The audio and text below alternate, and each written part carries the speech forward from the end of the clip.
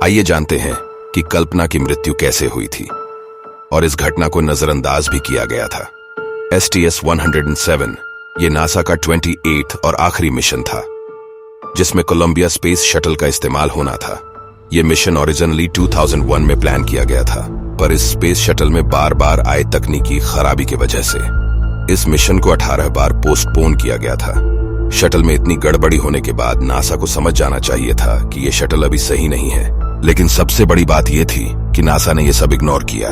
16 जनवरी 2003 को एक मिशन में कल्पना चावला और उनके क्रू को स्पेस में करीब 15 दिनों तक कुछ साइंटिफिक एक्सपेरिमेंट्स कंडक्ट करने थे। लॉन्च के दिन सभी काफी खुश थे क्योंकि उनमें से ज्यादातर मेंबर्स लाइफ में पहली बार स्पेस में जाने वाले थे, पर उन्हें नहीं पता था कि वो उनका पहला और आखिरी मिशन होने वाला है।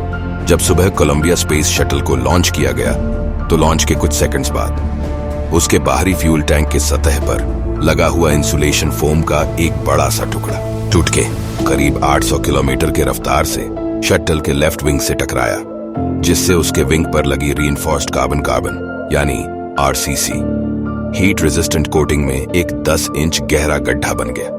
लॉन्च के दौरान तो इस पे किसी की नजर नहीं गई थी, लेकिन उसके अगले दिन ही जब नासा का इंटरसेंटर फोटो वर्किंग ग्रुप उस लॉन्च के वीडियो क्लिप को स्टडी कर रहे थे, तभी उन्हें इस घटना के बारे में पता चला।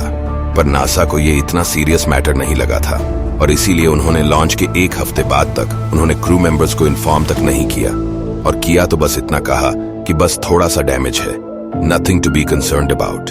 पर क्या सच में ऐसा था? और वहीं स्पेस में 15 दिन बिताने के बाद 1 फरवरी को जब कल्पना और उनका क्रू वापस आ रहे थे, तो जैसे ही वो वायुमंडल में दाखिल हुए तो फ्रिक्शन से गर्म हवा सतह पर हुए उस छेद से अंदर पहुंचने लगा। ये हवा इतनी गर्म थी कि उसने शटल को जगह जगह से डैमेज करना शुरू कर दिया, कैबिन के अंदर बढ़ती गर्मी के कारण, जिससे कैबिन का ऑक्सीजन लेवल एकदम से डाउन होने लगा और सब धीरे धीरे बेहोश होते चले गए। लेकिन यहाँ पे और भी खतरनाक चीज हुई। सारे क्रू के शरीर का खून उबलने लगा, जिससे शटल ब्लास्ट होने से पहले ही बेहोशी में ही सबकी मौत हो गई। एक छोटी सी लापरवाही की वजह से इतने लोगों की जानें चली गई। पर आखिर क्यों? क्या इस घटना को टाला नहीं जा सकता था? इस पे CAIB का कहना है कि स्पेस शटल का तो पता नहीं, पर क्रू मेंबर्स की जान बचाई जा सकती थी अगर नासा के ऑफिशियल्स ने लॉन्च के 7 दिन के अंदर ही लेफ्ट विंग के डैमेज को सीरियसली लिया होता, क्योंकि नासा अगले ही महीने 1 मार्च को एटलांटिस नाम का एक और शटल लॉन्च करने वाला था, जो लॉन्च के लिए रेडी भी था। नासा ने शुरू में एक्शन लिया होता तो एटलांटिस को 10th of February तक लॉन्च किया जा सकता था फॉर रेस्क्यू मिशन, और कोलंबिया स्पेस शटल में अच्छे खासे सप्लाईज थे कि वो 15th of February तक आराम से ऑर्बिट में घूमता रहता। अब सवाल खड़ा होता है कि नासा ने चुपचाप तमाशा क्यों देखा, जबकि नासा चाह देता तो वो सबकी जान बचा भी सकते थे।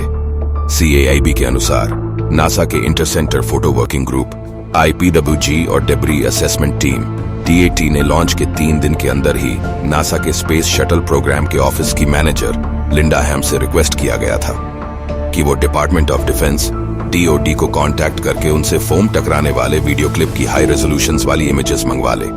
लेकिन लिंडा हैम ने दोनों कमिटी के रिक्वेस्ट को यह कहकर टाल दिया कि ये कोई इतना सीरियस इश्यू नहीं है, और आखिरकार DAT को हाई क्वालिटी इमेजेस न मिलने के कारण उन्हें कंप्यूटर सिमुलेटर्स की मदद से बस अंदाजा लगाना पड़ा कि जब 1-2 फीट लंबा और 1 फीट चौड़ा इंसुलेशन फोम 800 किलोमीटर प्रति घंटा के रफ्तार से RCC पैनल से टकराता है तो उसके क्या क्या नतीजे हो सकते हैं। पर हम ये जानते हैं कि असलियत और अंदाजे में काफी फर्क होता है। वो इस अंदाजे की मदद से बस इतना बता पाए कि शटल को रीएंट्री के वक्त हीट डैमेज का सामना करना पड़ सकता है, पर वो ये नहीं बता पाए कि कितना करना पड़ सकता है। इसका जवाब उन्हें दुर्घटना के बाद ही मिला होगा।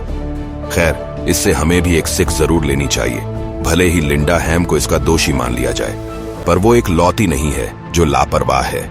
हम सब भी छोटी छोटी गलतियों की वजह से एक दूसरे के जाने खतरे में डाल देते हैं, और इसीलिए हमें ये सीख लेनी चाहिए कि एक छोटी सी भूल को नजरअंदाज करने से कितने बड़े हादसे हो सकते हैं।